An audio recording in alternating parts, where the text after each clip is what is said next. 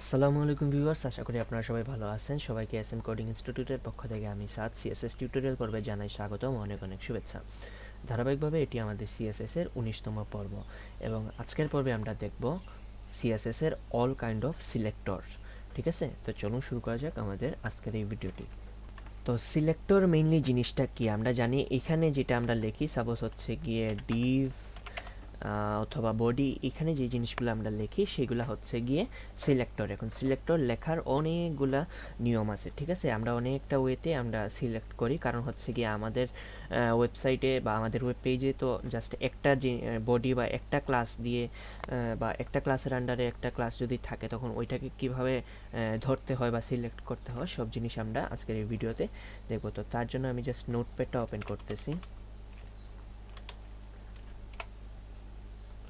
ঠিক আছে, আমরা বেসিক্যালি যে জিনিসটা জানি সেটা হচ্ছে গিয়ে ডট দিয়ে আমরা যদি কোনো নেম দেই, সাপোজ নেম থাকে, তাহলে সেটা হচ্ছে গিয়ে ক্লাস।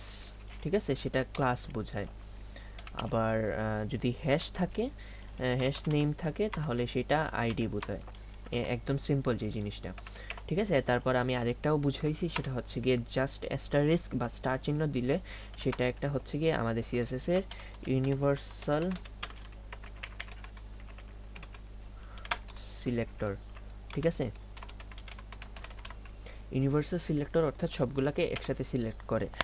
তারপর যেটা আছে হচ্ছে গিয়ে সেটা হচ্ছে গিয়ে ট্যাগের নাম দিয়ে আমরা বেসিক্যালি ধরতে পারি, যেমন ডিভ, বডি, এই জিনিসগুলা। ঠিক আছে, তারপরে যে জিনিসটা আছে সেটা হচ্ছে গিয়ে সাপোজ আমাদের এখানে দুইটা পি ট্যাগ আছে, একটার ক্লাস হচ্ছে গিয়ে এ এবং অন্যটার কোনো ক্লাস নাই। আমি এখানে কিছু কন্টেন্ট আনি, সাপোজ লরেম ইপসামের 100টা না 10টা আনলাম, এবং এখানেও কিছু আনলাম, সাপোজ লরেম ইপসাম 15টা। ঠিক আছে, এখন এটা আমরা দেখি এখানে কীরকম আসে। সরি, এটা কিন্তু উপরেরটা কিন্তু একটা ক্লাস আছে, নিচেরটার কোনো ক্লাস নাই। এখন আমরা সাপোজ জাস্ট চাচ্ছি যে এই যেটা ক্লাস আছে সেটার মধ্যে একটা মানে স্টাইল বসবে। তো আমরা এখানে চাইলে জাস্ট ক্লাসটাও ধরতে পারি, যেমন ডট এ, এখানে আমরা দিতে পারি কালার রেড।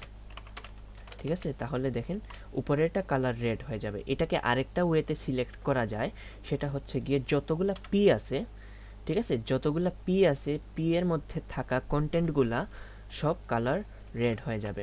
ঠিক আছে, এখন যদি আমি সাপোজ আরেকটা H1 নেই, সাপোজ H1 দিলাম, তারও ক্লাস দিলাম এ, এইটা এখানে দিলাম আমরা দিস ইজ এ হেডিং। ঠিক আছে, আমরা যদি এখানে পিটা না দিই, সাপোজ আমরা পিটা নাই দিলাম, তাহলে দেখেন এখানে হেডিংটাও কিন্তু রেড হচ্ছে, পিটাও রেড হচ্ছে। বাট আমরা যদি এখানে জাস্ট পিটা বলে দিই, তাহলে দেখেন এখানে জাস্ট পি যেটা আছে সেটা রেড হবে। সেমভাবে আমরা যদি এখানে কোনো H1টা দিতাম, তাহলে দেখেন এখানে H1টা রেড হবে, বাকিগুলা রেড হবে না, যদিও তার আলাদা করে ক্লাস আছে। তো এটা হচ্ছে গিয়ে আরেকটা, যেটা হচ্ছে গিয়ে tag name dot class name. ঠিক আছে, তারপরে আরেকটা আছে, সেটা হচ্ছে গিয়ে ট্যাগ নেম দিয়ে আপনি আইডিও ধরতে পারেন, সেম যেরকম হচ্ছে গিয়ে suppose P hash ID name. ঠিক আছে, এরকম করে আপনি আইডিও ধরতে পারেন। আর এরপরে যে জিনিসটা আছে সেটা হচ্ছে গিয়ে সাপোজ আমাদের এখানে H1 আছে, এখানে আচ্ছা আমি আবার লিখি, সাপোজ হচ্ছে গিয়ে H2 আছে, এখানে দিস ইজ অ্যানাদার হেডিং আমরা দিতে পারি। তারপর আর কি কি কন্টেন্ট নেওয়া যায়, সাপোজ আমরা এরপর একটা স্প্যান নিলাম, দিলাম দিস ইজ এ স্প্যান। ঠিক আছে, আমরা এটা নিলাম, অনেকগুলা ট্যাগ নিলাম, অনেকগুলো না আসলে জাস্ট কয়েকটা ডিফারেন্ট ট্যাগ নিলাম। এখন আমরা চাচ্ছি যে এখানে এটা বাদ দেই, এটা আশা করি বুঝতে পারছেন। H1 যেটা আছে সেটার কালারও রেড হবে। ঠিক আছে, তারপর এখানে আমরা চাচ্ছি যে পি যেটা আছে সেটার কালারও রেড হবে। তারপর হচ্ছে গিয়ে স্প্যান যেটা আছে সেটার কালারও রেড হবে। এর বাইরে কি কোনো ট্যাগ আছে না? আচ্ছা, আমরা একটা লিঙ্ক নিই। ঠিক আছে, লিঙ্ক দিলাম এখানে সাম এভরিথিং এখানে আমরা নিলাম। এখন দেখেন এখানে যে যে এলিমেন্টগুলোকে আমরা ধরছি সেগুলার যেগুলার কালার রেড দিছি সেগুলা রেড হয়েছে। তো এটা লেখার জন্য আমাদের দেখেন কতগুলা লাইন লিখতে হয়েছে। তো এটাকে একদম ছোট করে লেখার জন্য আমরা এভাবে লিখতে পারি h1 কমা পি কমা স্প্যান, ঠিক আছে, দিয়ে আমরা এখানে কালার রেড, আচ্ছা এখন আমি ব্লু দেই, ব্লু দিতে পারি, দিয়ে আমি এইটা বাদ দিই। দেখেন এখন কিন্তু যেটাকে আমি সিলেক্ট করছি সবগুলা ব্লু হয়ে যাবে, ঠিক আছে। তো এইটা হচ্ছে গিয়ে আরেকটা জিনিস, সেটা হচ্ছে গিয়ে কমা। কমা দিয়ে আমরা বুঝাই হচ্ছে গিয়ে অল ট্যাক্স, মানে যেটা ধরবেন সবগুলাকে একই সাথে ধরবে। তো এটাকে আরেকটু ডিফাইন করে লিখতে গেলে বলতে পারি আমরা all different types of tax, ঠিক আছে। স্পেলিংগুলো ভুল হলে মাফ করবেন। এরপরে যে জিনিসটা আমরা দেখতে পারি সেটা হচ্ছে গিয়ে সাপোজ এখন এইগুলো আমি বাদ দিলাম, ঠিক আছে। আমি একটা ডিভ নিলাম, ডিভের পরে একটা পি নিলাম, অ্যান্ড এখানে একটা সাপোজ লরেম ইপসাম 20টা ওয়ার্ড থাকবে। অ্যান্ড এই জিনিসটা দেখেন কিভাবে আসে। এখানে আমরা কালার রেড করে দিছি, আমরা কালার ব্লু করা আছে, আমি এই সিএসএসটা বাদ দিই সাপোজ, ঠিক আছে। এখন আমরা যদি পি ট্যাগটাকে ধরে স্টাইল করি তাহলে হবে। এখন আমি সাপোজ আরেকটা পি নিই, ঠিক আছে, পি ট্যাগ নিলাম, এখানেও লরেম ইপসন 20টা কন্টেন্ট নিলাম। এখানে দেখেন দুইটা পি ট্যাগ আছে, কন্টেন্ট আছে, একটা হচ্ছে কি ডিভের ভিতরে, একটা হচ্ছে কি ডিভ ছাড়া।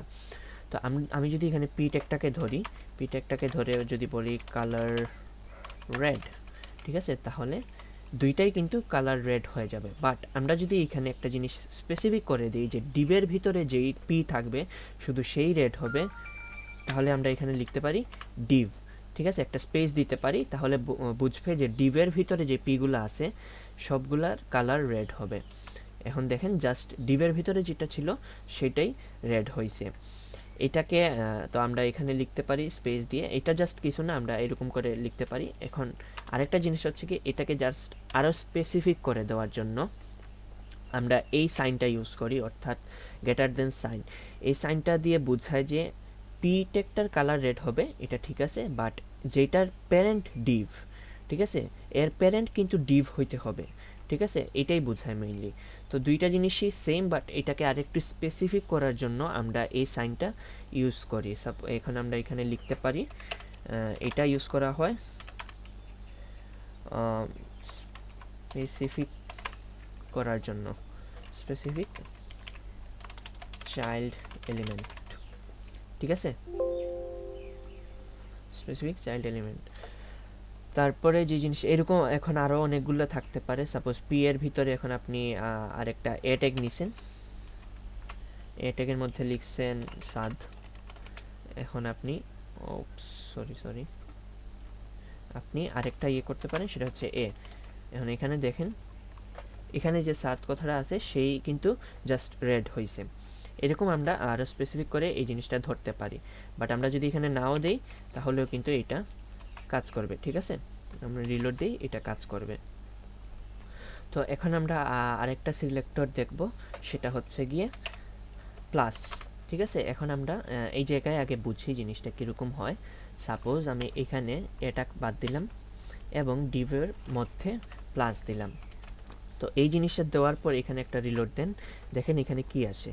এটা দিয়ে বোঝায় যে ডিভটা আছে এই ডিভের পরে যে ইমিডিয়েট পিটা থাকবে বা এর পরবর্তী যেই পিটা থাকবে সেটার কালার রেড হয়ে যাবে। তো এখানে দেখেন এখানে যে পি ট্যাগটা আছে সেটা এখানে যে ডিভ ট্যাগটা আছে তারপরেই কিন্তু একটা পি ট্যাগ আছে, তো এটা রেড হয়ে গেছে। এখন আমি যদি আরেকটা পি ট্যাগ নেই, সাপোজ লরেম ইপসামের 20টা ওয়ার্ড থাকবে,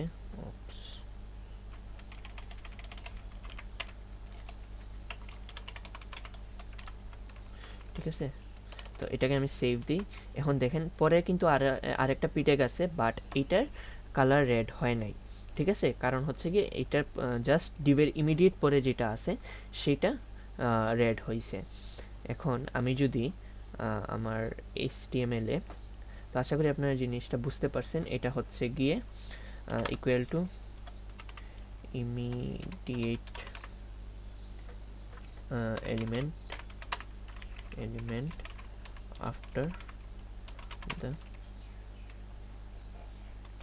parent, অর্থাৎ প্যারেন্ট যে জিনিসটা থাকবে সেটার ইমিডিয়েট পরে যেটা থাকবে সেটাই হচ্ছে গিয়ে ওকে, এটা পিটেক কমপ্লিট হয় নাই মেবি।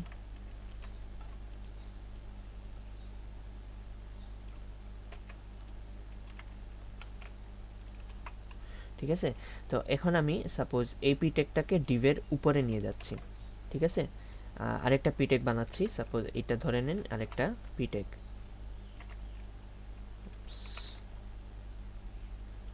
ঠিক আছে, তো এটাকে জাস্ট সেভ দিয়ে রিলোড দিয়ে এখন দেখেন এটার আগে যেটা পিটেকটা আছে এটা কিন্তু আপনার কি বলে ডিভের উপরে আছে।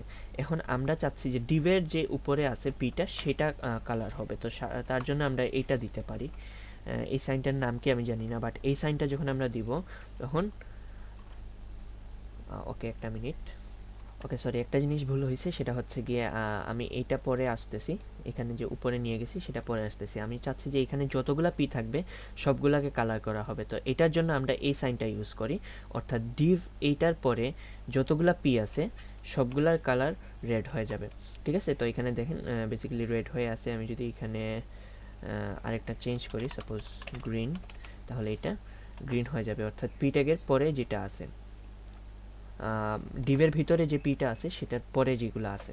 ঠিক আছে, সো আমরা বলতে পারি যে এইটা ইউজ করা হয়, এটা ইউজ করা হয়, এটা ইউজ করা হয় হচ্ছে গিয়ে ইমিডিয়েট এলিমেন্ট না, এটা হচ্ছে গিয়ে all element after the parent element. ঠিক আছে, তো এটা হচ্ছে গিয়ে মানে ডিভের পরে সবগুলা পি স্টাইল করার জন্য। তো এখন আমি যদি আরেকটা এ নেই, দুইটা নেই, সাপোজ এখানে দিলাম গুগল এবং এখানে দিলাম ফেসবুক, এটার আমি দিলাম এর কালারটা হবে গ্রিন। এখন দেখেন এটার পরে যে দুইটা আছে সেটা কিন্তু গ্রিন হয়ে গেছে, বাট আমি যদি এখানে প্লাস দেই তাহলে দেখেন এখানে ওকে একটা মিনিট, আমরা যখন এখানে প্লাস দিচ্ছি তখন কিন্তু এখানে প্রথমটা গ্রিন হচ্ছে না, কারণ হচ্ছে গিয়ে এখানে বোঝাই যাচ্ছে যে ডিভের পরে ইমিডিয়েট যে এলিমেন্ট সেটা এ না। ঠিক আছে, সো আশা করি আপনারা জিনিসগুলো বুঝতে পারছেন। এখানে আমরা অনেকগুলা সিলেক্টর দেখছি, আরও কিছু সিলেক্টর আছে, সেটা হচ্ছে গিয়ে সিউডো এলিমেন্ট এবং সিউডো ক্লাস, এই জিনিসগুলো সিলেক্ট করা হয়। তার আগে আমি সাপোজ একটা জিনিস দেখাই নেই। এখন আমি যে জিনিসটা করতে চাচ্ছি সেটা হচ্ছে গিয়ে অ্যাট্রিবিউট সিলেক্ট করা, আমি দেখাবো লাস্ট যেটা আছে। আর সিউডো ক্লাস সিউডো এলিমেন্ট, এইটা যখন আমি সিউডো এলিমেন্ট বোঝাবো তখন আমি দেখাই দিব কীভাবে এটা ধরতে হয়। তো এখানে দেখেন ইনপুট যেটা আছে এটার একটা অ্যাট্রিবিউট আমরা ইউজ করছি টাইপ। এখন আমরা অ্যাট্রিবিউট ধরে কিভাবে স্টাইল করব সেটা আমরা দেখব। ঠিক আছে, তো আমরা প্রথমে এই ইনপুটটাকে ধরলাম। ঠিক আছে, ধরে আমরা এখানে থার্ড ব্র্যাকেট দিব, দিয়ে আমরা বলবো যে কোন অ্যাট্রিবিউটটা, সাপোজ এখানে আমি দিছি টাইপ ইকুয়াল, যেটার টাইপ থাকবে হচ্ছে গিয়ে টেক্সট। ঠিক আছে, সেখানে আমরা সেকেন্ড ব্র্যাকেট দিয়ে দিতে পারি ব্যাকগ্রাউন্ড, ব্যাকগ্রাউন্ড হচ্ছে গিয়ে হয়ে যাবে আপনার রেড। ঠিক আছে, এখন একটা জিনিস বোঝার আছে, এখানে আমি অ্যাট্রিবিউট সিলেক্ট করতেছি। ঠিক আছে, এখন সে দেখবে এখানে এর মধ্যে যে কোথায় ইনপুট আছে। ঠিক আছে, ইনপুট এখানে পাইছে, পাওয়ার পর এখানে দেখবে যে তার টাইপ কি টেক্সট নাকি টাইপ নাম্বার। এখানে দুইটা টাইপ ইউজ করছি, একটা হচ্ছে টেক্সট, একটা হচ্ছে নাম্বার। যেটার টাইপ হচ্ছে গিয়ে টেক্সট সেইটার মধ্যে সে এই সিএসএস অ্যাপ্লাই করবে। তো আমি এখানে সেভ দিয়ে এখানে যদি একটা রিলোড দিই তাহলে দেখেন প্রথম যেটা আছে সেটা কিন্তু রেড হয়ে গেছে। সেম আমি যদি এখানে এখন নাম্বার ইউজ করি তাহলে দেখবেন 2 নাম্বারটা রেড হবে, কারণ হচ্ছে গিয়ে 2 নাম্বারে আমি আপনার কি বলে টাইপ নাম্বার ইউজ করছি। সো এখানে আমরা ট্যাগ নেম দিয়ে থার্ড ব্র্যাকেট দিলেই এখানে আমরা কোনো ইয়ে নাই, কিন্তু কোটেশন নাই। ঠিক আছে, ডাইরেক্ট এইভাবে লিখবেন এইভাবে লিখলে এইটা হচ্ছে গিয়ে সে অ্যাট্রিবিউটটাকে সিলেক্ট করবে। এখানে আপনি দিবেন attr নেম,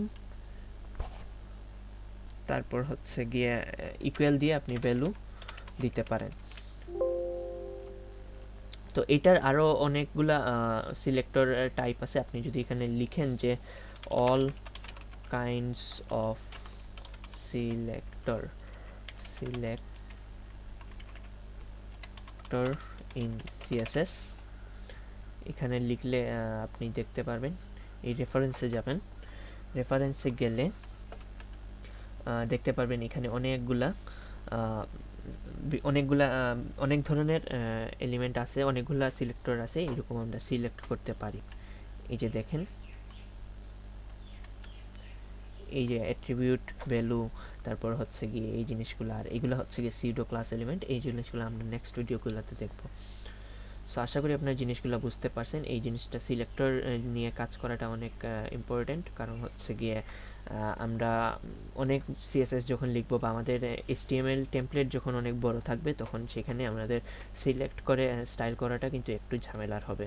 তো তার জন্য আশা করি আপনার জিনিসটা বুঝতে পারছেন। এই জিনিসটা আপনাকে নেক্সটে অনেক হেল্প করবে। সো সবগুলা আসলে সিলেক্টর দেখানো পসিবল হচ্ছে না, অনেকগুলা সিলেক্টর আছে।